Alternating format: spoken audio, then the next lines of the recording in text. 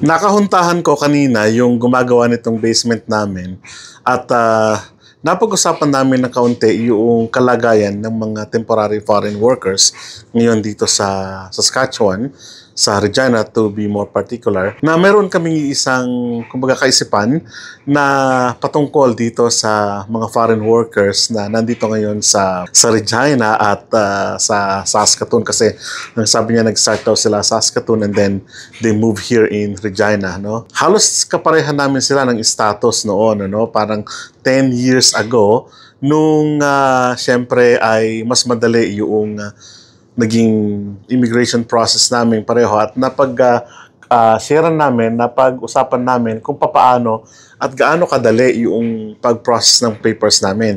Sila ay tumakbo ng 1 year and 6 months and then nagkaroon na sila ng permanent residency doon sa kanilang record doon sa Saskatoon and then they move here nga at kumbaga naging tanggulan nila, no? Naging tanggulan nila yung industry naman ng carpentry at pag-develop nga ng bahay. They came from India actually at he's a very nice person, no?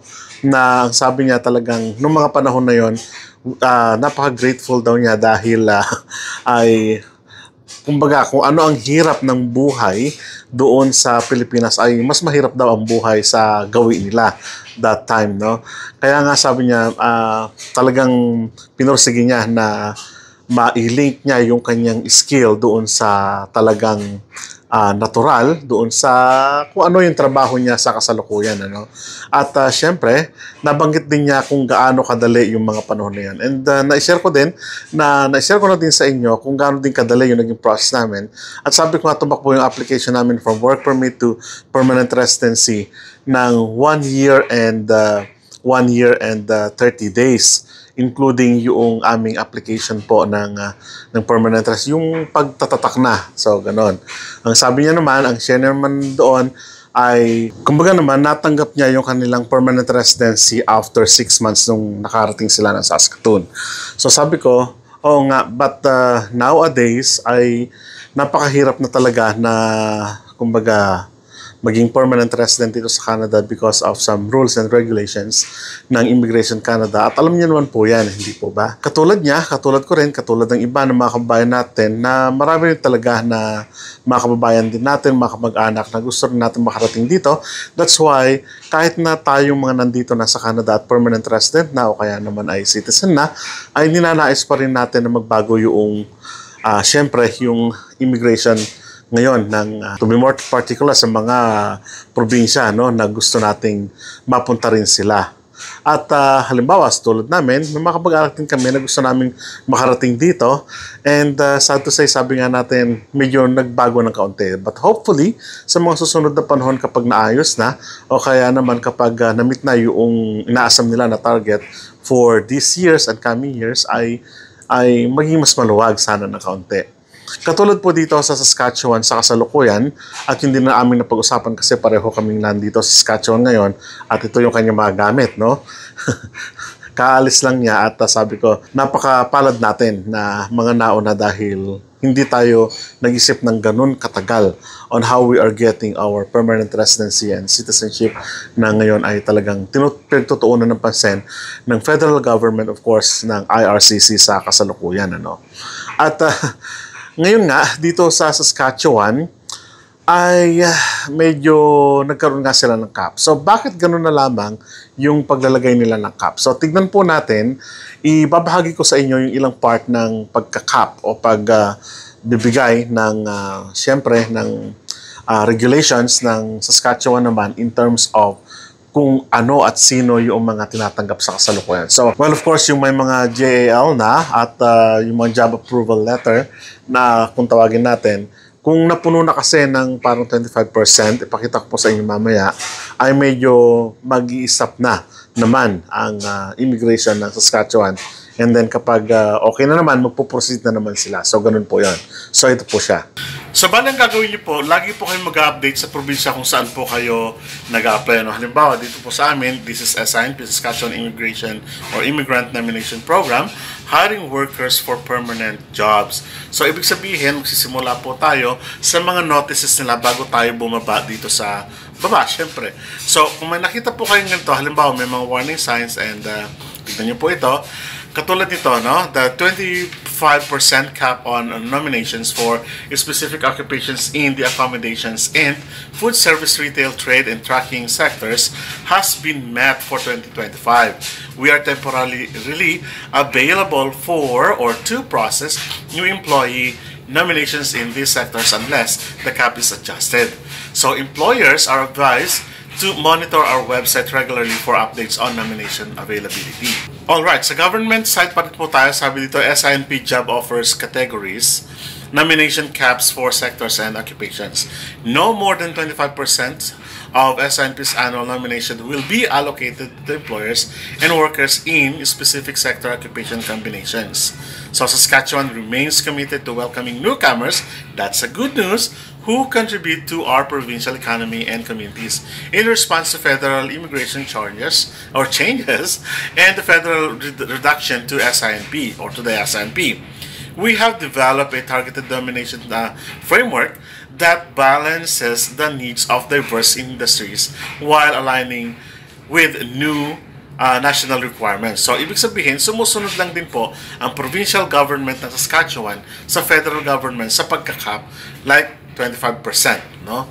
So, this approach reflects Saskatchewan's labor market priorities and ensures that no single sector dominates our immigration pathways. By implementing caps on specific occupations, industry combinations, we are fostering a more diverse and resilient immigration system that supports long-term economic growth across all regions. So once these caps are reached, employers will be able to continue to submit JAL or Job Approval Forms, JF, until or under the combination sectors and occupations. However, the JFs will not be processed unless additional positions are required to be approved to meet the annual nominations allocation. So, ang sabi po dito, ang annual po ay 25% sa total. So, ibig sabihin po nito ay medyo hindi ganun kalaki katulad ng mga tinatanggap ng mga nakararaan.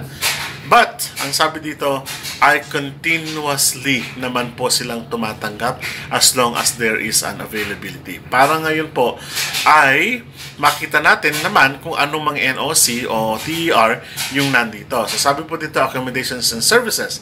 Occupation title po, hindi po natin lalahatin yan. Meron pong restaurant food service managers, accommodation services, executive housekeepers, food service supervisors, retail sales, cooks, chefs, bakers, and so on. Sa occupation title naman po, in transportation and warehousing, we have supervisor in general payroll, administrative supports workers, admin officers, payroll staff, dispatchers, truck drivers. Sa retail naman po, we have retail and wholesale trades managers, retail sales supervisors, retail wholesale sales buyers, and so on. Sa other services naman po, exempt public administrations, we have siyempre, payroll administrators, dispatchers, we have food service supervisors, executive housekeepers, chefs, cooks, retailers, and so on. At hanggang po diyan sa light duty cleaners and transport truck drivers, no? So ito po yung makatutulong to identify kung nandito po kayo sa mga ganitong categories, ano? So pag-aralan nyo pong mabuti yan, and sabi ko nga, this is not closed, but we just have to wait for our turn. Depende po yan sa employer na pagpapasahan po ninyo ng inyong mga, syempre, mga applications if you are hired or not po, no? So, ganun po ang kalakaran ng Canada ng karamihan sa mga province dito sa Canada sa kasalukuyan na yung cap nila katulad po dito sa Saskatchewan, that is 25% po, ano? Na kapag napuno na po yun, natural, magsasara na naman, and then after few months na okay na naman, meron naman bakante, saka lang na naman sila mag-o-open up ng mga binanggit na natin mga trabaho, no? And sabi ko nga, kahit kami, may mga kamag-anak din kami na gusto na natin makarating dito as temporary foreign workers, and then pagdating ng panahon ay maging permanent resident naman at maging citizen at ma-assimilate yung kultura ng Canada sa buhay nila at makipamuhay na kasama natin, ano? So, ganun ang kalakaran ngayon ng immigration, not only in Saskatchewan, but kung hindi po ako nagkakamali, karamihan sa mga provinces ngayon ay ina-adapt yung program ng federal government na magkaroon ng cap in terms of sa invitation po ng job approval letter kung sino po yung mabibigyan at ididikta nila kung ilang porsyento batay po sa tinatawag nating unemployment rate. At syempre, yung iba't mga factor, pabahay, healthcare, yung job employment, something like that. Yun yung mga factor na tinitignan po ng Government of Canada sa kasalukuyan para ma-meet yung tinatawag nating economical standard, syempre, ng mga Canadians, nating mga nandito na sa Canada sa kasalukuyan. So, ang kagandahan dyan, hindi naman talaga huminto ang immigration ng Saskatchewan and ng Canada as a whole sa pag-invite ng maraming mga temporary foreign workers, skilled workers na magpunta dito sa Canada, but they have to do it staggeredly. So, ganun lang po yung gustong mangyari ngayon ng Government of Canada. So, sa mga nawawalan ng pag-asa, huwag pong mawawalan ng pag-asa. Tuloy-tuloy pa rin po. Habang naka-apply kayo at na-approve na kayo ng employer, there's always a chance na baka kayo naman yung sumunod. Hihintayin lang natin yung ating, syempre, yung ating turn para ma-approve into the federal government para magkaroon po tayo ng work permit and apply natin as a permanent resident pagdating po ng panahon. So maraming salamat at kita-kita po tayo sa mga susunod na vlog. Sa muli po, paalam.